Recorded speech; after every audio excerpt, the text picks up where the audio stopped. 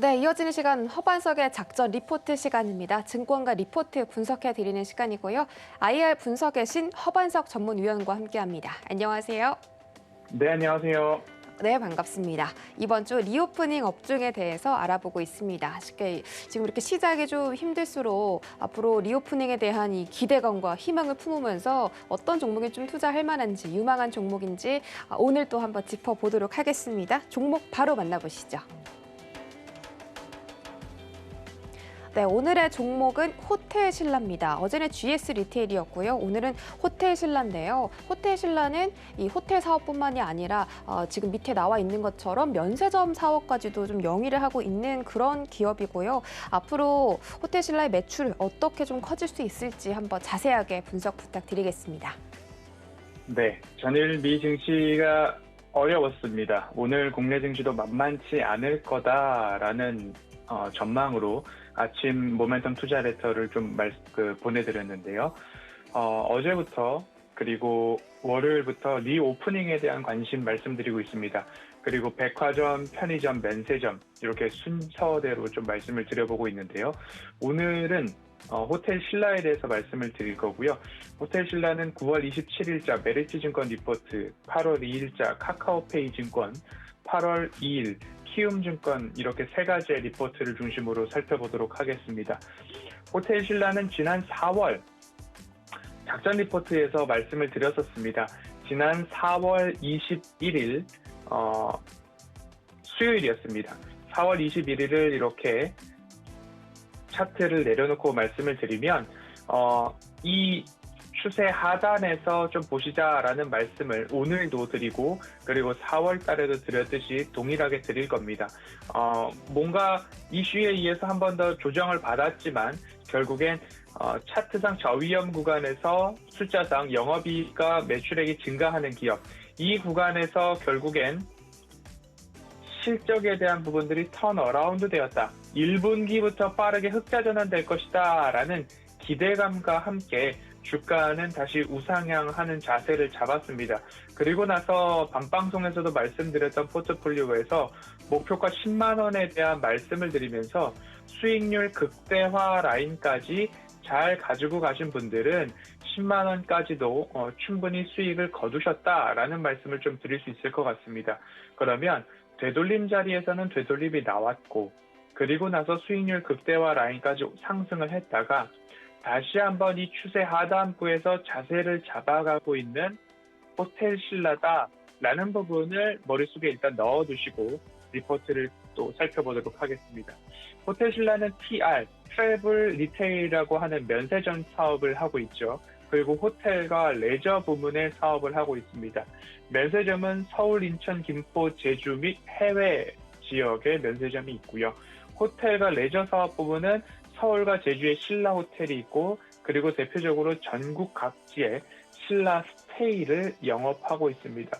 매출 비중으로 따지고 본다면 면세점 부문이 88%, 그리고 호텔과 레저 사업 부문이 13% 이렇게 돼 있기 때문에 2년 전 수준으로 돌아간다면 면세 사업 부문의 매출 비중이 91%까지 올랐었습니다. 그렇기 때문에 앞으로 이 면세점 매출 비중이 88%에서 90%를 넘어가고 호텔 사업 부문에 있어서도 적자 부분이 감소해 나간다라고 한다면 흑자 전환, 턴 어라운드 된 이후에 올해 내년 후년도까지 매출액과 영업이익이 증가하는 기업으로 이해를 해보시면 좋을 것 같고요. 백화점은 이미 보복 소비의 수혜를 좀 보았죠. 그리고 편의점, 어제 GS 리테일 살펴보았고요. 작전 리포트, 수요일은 작전 리포트라는 이름에 걸맞게 다시 한번 호텔 신라, 면세점을 좀 가지고 왔습니다. 투자 포인트를 본다면 중국 면세 정책 강화에 따른 선제적 대응을 한 곳이 호텔 신라였습니다. 올해 7월 중국 하이오 면세점과 MOU 체결을 했는데요. 이 MOU 체결로서 각각 두 그룹은 무엇을 가져가느냐? 하이오는 호텔 신라의 영업 노하우를 좀 가져갈 수 있고요. 호텔 신라는 중국 면세 진출을 통한 사업 저변 확대가 있을 수 있을 것 같습니다. 중국은 자국 면세 정책 강화를 통해서 한국 면세 사업자들에 있어서는 불확실성을 조금 높여갈 수 있는 이슈가 될 수 있는데, 이 이슈를 호텔 신라 같은 경우에는 하이오 면세점과 MOU 체결을 통해서 선제적으로 조금 대응해 나갔다. 그리고 여행 재개에 앞서서 먼저 한 발 앞선 대응으로 좀 평가가 되고 있는데요. 해외여행 출입국이 자유로워진다라고 해서 중국 수요가 바로 살아나느냐에 대한 부분이 관건으로 작용할 것 같습니다. 중국은 자국 내 산업 보호를 위해서 전통적인 명품 브랜드에 있어서도 일부 좀 줄여나가자 자국의 브랜드를 명품화시키자라는 이야기들이 나오면서 미중 갈등을 포함해서 나이키 불매 운동까지도 했던 곳이 중국이기 때문에 면세점도 자국 면세점을 좀 활용을 하자라는 이야기가 이어진다라고 한다면 자유로운 출입국이 재개된다고 했을 때 어디에서 수요가 나올지, 그리고 이전만큼의 중국 수요가 이어질지에 대한 불확실성을 해소하기 위해서 호텔 신라는 먼저 선제적으로 좀 대응을 했다라고 이해를 해보시면 좋을 것 같고요. 호텔 신라의 강점이라고 한다면 바잉 파워죠. 각종 브랜드와의 협상력이 높고 그리고 캐파도 컸기 때문에 통합 발주로 선호도 높은 제품을 경쟁사 대비 싸게 그리고 많이 물량을 확보할 수 있는 강점이 호텔 신라 탑티어의 경쟁력 중 하나다라고 볼 수 있을 것 같고요. 면세점 기준 순 매출 영업이익률을 비교해보면 신라 면세점은 면세점에서 나온 순 매출 기준 영업이익률은 5.6%, 신세계는 3.4%, 현대는 오히려 마이너스 2.2%의 영업이익률을 보입니다. 뭐 2배가량의 차이가 나는 모습인데요. 결국엔 얼마만큼 싸게 구매를 해서 그 유통 마진을 남길 수 있을까? 얼마만큼 싸고 많이 사올 수 있는가에 있어서는 호텔 신라의 강점 중에 강점이다라고 이해를 해볼 수 있을 것 같습니다. 호텔 신라 카카오페이 증권에서는 실적에 대한 이야기 나누고 있습니다.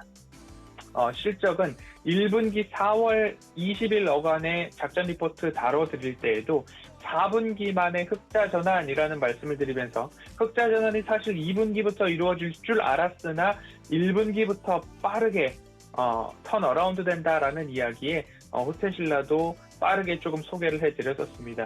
1분기는 매출액 7,200억 원, 영업이익 265억 원으로 흑자 전환을 했고 당시 컨센서스 추정치 상회 평가를 받았습니다. 한 발 빠르게 조금 말씀을 드려서 1차적으로 10만 원 목표가를 달성을 했었죠.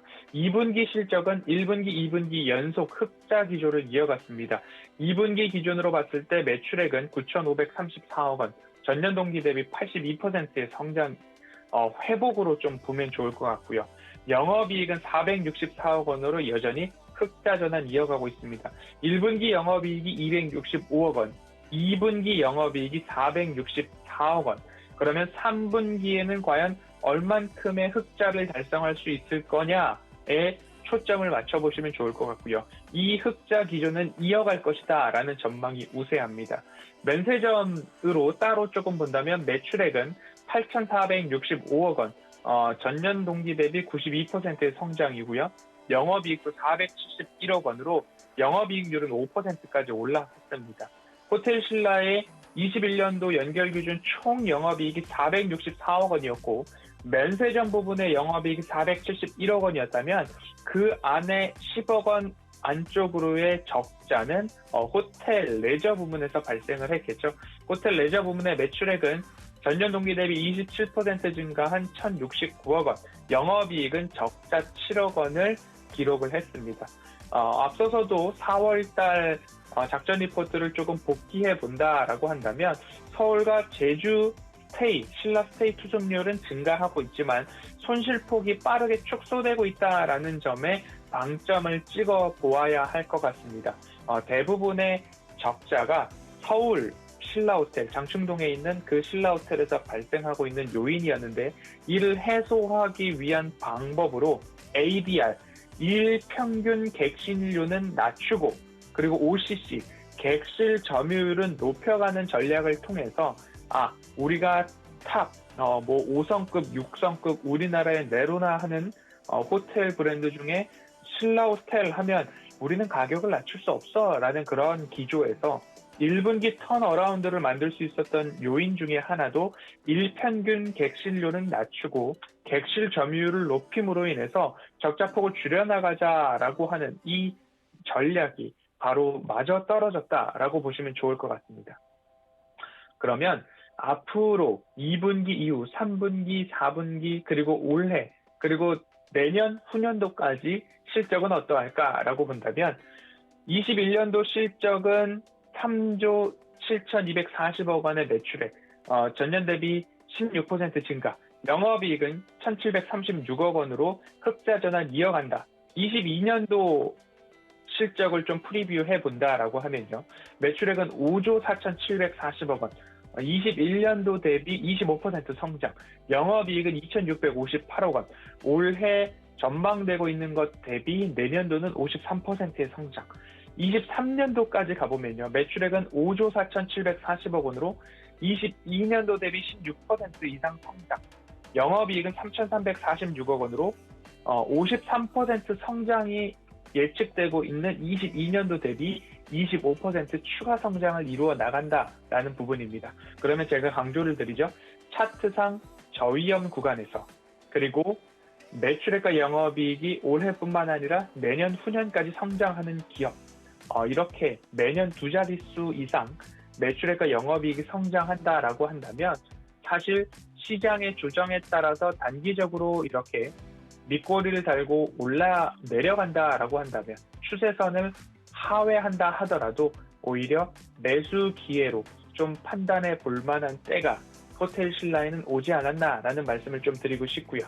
그리고 나서 끝으로 면세점 쪽으로 본다라고 한다면 시내 면세점이 1분기 대비 38% 2분기 증가를 했습니다. 직전 분기 대비 총 매출액으로 본다면 34% 증가를 했는데 이 부분이 따이공, 결국 보따리 장수들의, 보따리 소매업자들의 수요가 전반적으로 좋아지고 있고 고정비로 지출되는 임대료 부분도 일정 부분 해소가 되었기 때문에 호텔 신라의 흑자 기조는 이어갈 것이다 라는 말씀을 좀 드리고 싶습니다. 허반석의 모멘텀 체크리스트, 차트상 저위험 구간인가, 그리고 숫자상 매출액과 영업이익이 증가하는 기업인가, 그리고 상승 추세를 이어갈 만한 미래 가시적 모멘텀은 무엇인가를 호텔 신라에 적용을 했을 때 그간 콧대가 높았다라고 생각이 되는 신라호텔의 일평균 객실료 낮추고 시장 객실 점유율 높여가고 운영의 효율성은 증가했고 고정비는 면세점 부분에서 줄였다라고 한다면 좋아질 일, 리오프닝, 백신 접종률 증가에 의해서 내점객 증가, 그리고 호텔 부분은 그 다음 순서로서 자유로운 출입국이 가능해진다라는 전제를 했을 때에는 면세 사업 부문에 있어서 폭발적인 증가까지도 전망을 해볼 수 있는 것이 어떻게 본다면 호텔 신라의 가시적 모멘텀이 되지 않을까 싶습니다. 주가는 선행 지표이기 때문에 백화점은 이미 보복 소비로 인해서 좋은 흐름들이 이어졌죠. 그리고 편의점 앞으로 이어질 것이다. 면세점까지 오늘 좀 다뤄드렸는데요. 사이클이 투자자를 기다려줄까, 시간이 투자자를 기다려줄까라고 생각을 했을 때 미리 선제적으로 대응하는 것이 오히려 낫다라고 판단을 하고 있습니다. 모멘텀 체크리스트에 부합하는 기업이고요. 수요일은 작전 리포트다라는 이야기에 걸맞게 호텔 신라, 시청자분들께서 수익을 보시고 호텔 신라다라는 애칭까지 붙여주셨는데요. 오늘 리포트 분석에도 마찬가지로 고개가 끄덕여지신다면 차트상 저위험 구간에서 관심을 가져보시는 게 어떨까라는 말씀을 드리고 싶고요. 이번 주는 리오프닝 섹터에서 관심 종목 이어가고 있습니다. GS 리테일, 호텔 신라 어제 오늘 살펴보았고요. 내일은 어떤 종목으로 인사를 드려야 할지 저도 오늘 하루 많은 리포트를 좀 보면서 시장 하락의 영향의 위험도가 적은 기업들 중심으로 좀 준비를 해보도록 하겠습니다. 지수가 고점이고 종목이 고점인 기업들에 대해서는 여지없이 하락이 나올 수도 있고 차익 매물이 이어질 수도 있고 이어서 B2에 대한 부분들 반대 매매 우려가 굉장히 강할 것으로 좀 보여지는 오늘 시장입니다. 그에 따라서 차트상 저위험 구간에 대한 중요도가 더욱더 절실하지 않나라는 생각을 드리면서 시장이 조금 흔들린다 하더라도 차트상 저위험 구간 매출액과 영업이익이 증가하는 기업을 포트폴리오에 갖고 계신다면 오히려 조금 탄탄하게 지켜가시고 하락에서는 추가적으로 분할 매수도 관심 있게 보셔도 된다. 이 지긋지긋한 공포의 9월의 끝 얼마 남지 않았다라는 말씀드려서 오늘 호텔신라 리포트는 여기까지 살펴보도록 하겠습니다.